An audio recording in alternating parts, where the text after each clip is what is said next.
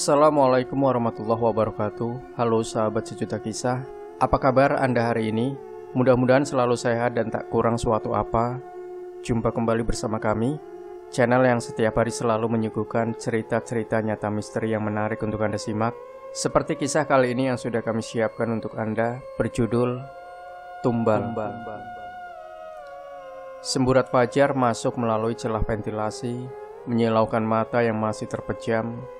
Rasa kantuk dan lelah masih setia menemani, tetapi tak pernah aku hiraukan.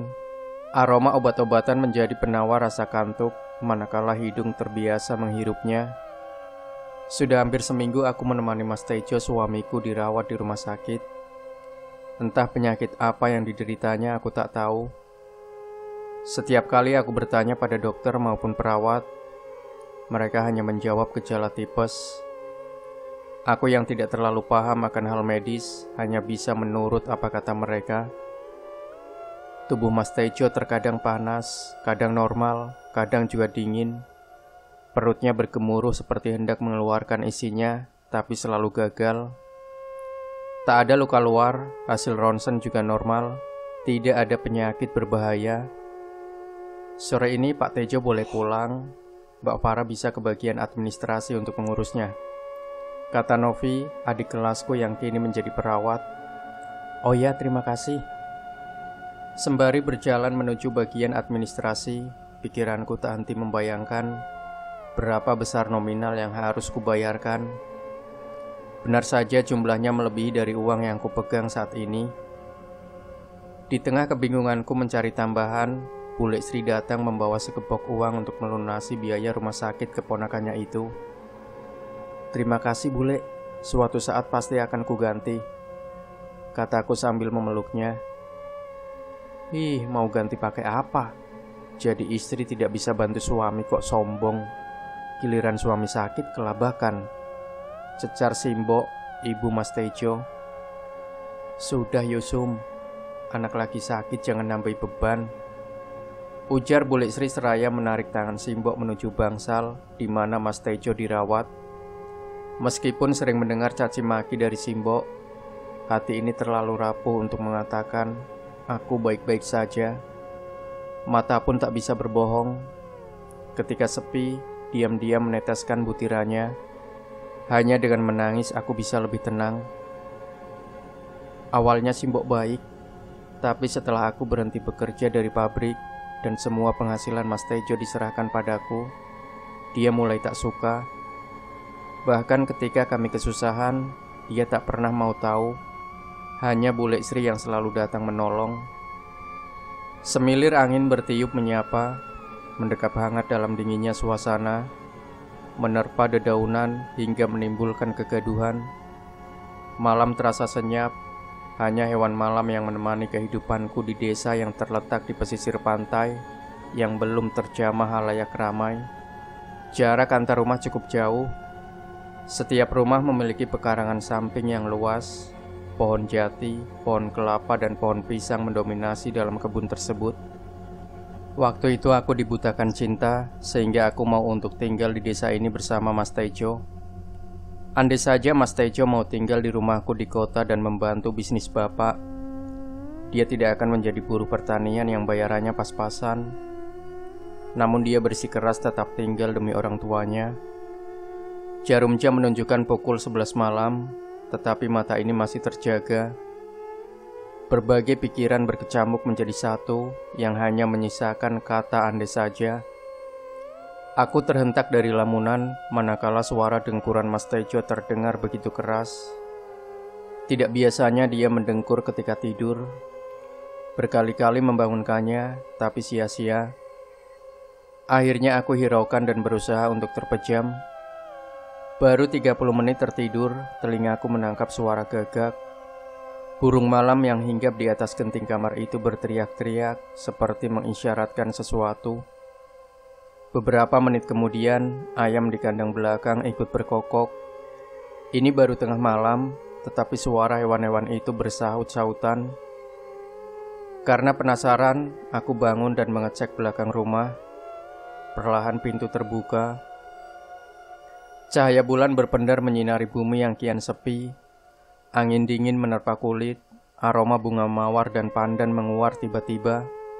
Entah dari mana datangnya wewangian itu, padahal tak ada tanaman bunga ataupun pandan di sekitar rumah.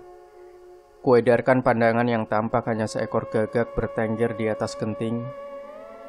Perlahan kulangkahkan kaki menuju kandang ayam, tetapi tangan tertahan. Seseorang menarik tanganku dari belakang. Spontan aku menoleh karena kaget. "Mas Tejo, mau kemana?" tanyanya. Aku menceritakan yang kurasakan, tapi dia malah marah. Aku heran dengan sikapnya yang berubah drastis semenjak dia sakit. Namun aku mencoba sabar, mungkin dia jenuh dengan sakitnya yang tak kunjung sembuh. Sesampainya di kamar aku menatap Mas Tejo. Ada yang berbeda dari dia. Matanya melotot, tangannya mengepal, lalu menghampiriku yang duduk di tepi ranjang. Tiba-tiba tangannya mencengkram erat lenganku. Aku takut, tak kuasa melawannya karena tenaganya lebih kuat. Aku berteriak memanggil Simbok. Tidak lama kemudian, Simbok datang dan kaget melihat Mas Tejo sedang mencekik leherku. Dia mencoba menarik tangan anaknya, tapi tubuh rentanya malah terlempar. Nafasku mulai tersengal, mau bicara pun susah. "Aku bukan Tejo. Dia telah lancang buang air di rumahku.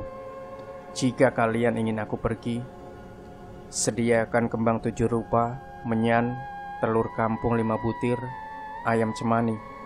Lalu besok tepat jam 12 malam bawa ke rumahku sebuah pohon cemara di pesisir laut kidul." Ucapnya sebelum tubuh Mas Tejo luruh ke lantai. Ya Tuhan, apa maksud semua ini? Aku terlalu lugu untuk hal semacam itu. Apa aku harus menelpon bapak dan minta tolong? Atau... entahlah. Malam terasa panjang, pagi tak kunjung datang, dan mata ini masih terjaga. Berbagai pikiran singgah menyapa. Di mana rumah yang dimaksud? Seingatku sebelum sakit Mas Tejo ke pesisir untuk menggarap lahan milik Bule Sri. Besok pagi aku akan mencoba minta tolong, mungkin dia bisa membantu. Pagi setelah aku selesai memasak untuk sarapan, Bule Sri datang. Aku menceritakan semuanya. Dia menyarankan untuk melakukan apa yang makhluk itu minta. Dia juga akan mencari orang pintar untuk menyembuhkan Mas Tejo. Jantungku berdegup dari lubuk hati terdalam. Aku tidak suka dengan kebiasaan orang di desa ini. Selalu mengaitkan apapun itu dengan hal mistis. Ujung-ujungnya dukun yang mereka sebut sebagai orang pintar menjadi solusinya. Sangat bertentangan dengan kepercayaanku. Secepat bumi berotasi, malam kembali datang.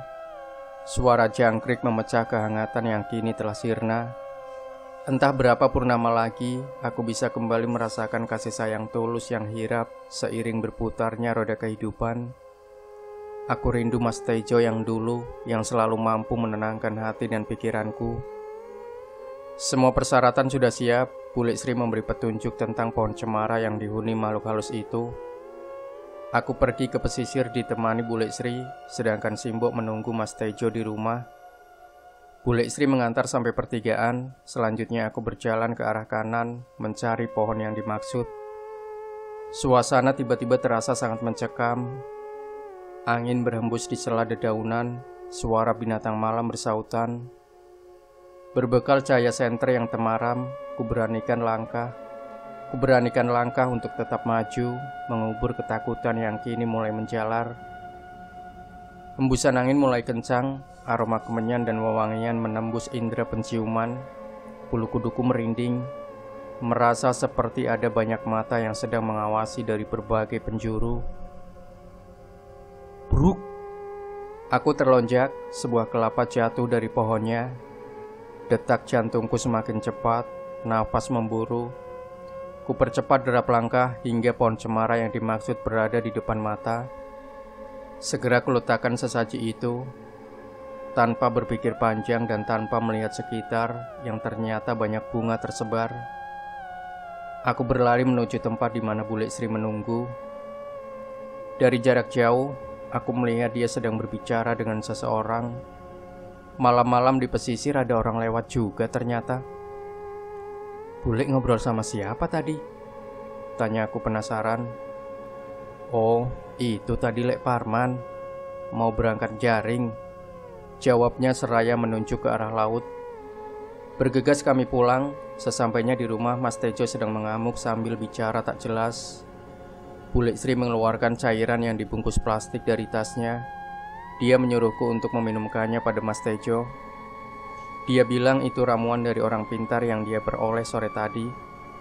Setelah meminumnya, Mas Tejo seketika muntah-muntah. Aku tercengang melihat muntahan yang berupa belatung disertai darah. Aroma anyir menguar, aku menutup hidung. Perut pun ikut bergemuruh melihatnya. Nasinya keluar semua, seru Simbok. Apa? Jadi Simbok dan Bule Sri tidak melihat itu. Tubuh Mas Tejo semakin lemah, sehingga kembali dibawa ke rumah sakit dengan mobil milik Bule Sri. Sesampainya di UGD, Mas Tejo menjalani pemeriksaan lebih lanjut. Tak berapa lama hasil CT scan keluar. Diagnosa hepatitis B dan pembengkakan otak membuat Mas Tejo meregang nyawa pada pukul 5:15. Tubuhku lunglai, tapi aku sadar. Aku tak menyangka bila akhirnya dia pergi meninggalkanku dengan cara seperti ini. Hingga 7 hari berlalu, kesedihan itu masih terasa. Aku terpukul, namun aku harus kuat demi kehidupan selanjutnya. Acara tahlilan telah selesai. Aku membersihkan rumah, mencuci piring dan gelas kotor, lalu menghangatkan lauk yang tersisa. Beberapa lauk kumasukkan ke rantang untuk dibawa ke rumah Bule Sri karena telah banyak menolong. Sesampainya di rumah Bule Sri, aku melihat sebuah mobil terparkir di teras. Mungkin sedang ada tamu. Aku berjalan melalui pintu samping. Sekilas terdengar jelas apa yang mereka bicarakan. Perlahan aku mendekat, menempelkan telinga pada jendela yang tertutup tirai. Tumbal yang kemarin itu masih kurang. Kamu harus mempersembahkan lagi besok pada malam Jumat Kliwon pada bulan Suro. Seseorang yang lahir pada hari Sabtu Pahing, agar kekayaan yang kamu miliki tiada tertandingi di desa ini. Ucap seseorang itu. Iya mbah, aku sudah menemukannya, tinggal menunggu waktu saja, balas Bule Sri. Dek. Bagai disambar petir tanpa hujan, aku teringat beberapa hari yang lalu Bule Sri pernah menanyakan hari lahirku. Mungkinkah kematian Mas Tejo ada sangkut pautnya dengan pembicaraan mereka? Jika memang benar, betapa liciknya Bule Sri selama ini. Berperilaku baik, sering menolong, tetapi menikam secara sadis. Aku harus segera pergi dari desa ini sebelum menjadi tumbal selanjutnya. Demikian sahabat Sejuta Kisah. Jika Anda punya pengalaman mistis dan ingin berbagi di channel Sejuta Kisah, kirimkan cerita Anda via email yang sudah kami cantumkan di deskripsi. Jangan lupa berikan komentar Anda, like, share video ini, subscribe channel Sejuta Kisah, dan kembali nantikan cerita-cerita nyata misteri persembahan dari kami setiap harinya. Sampai jumpa. Wassalamualaikum warahmatullahi wabarakatuh.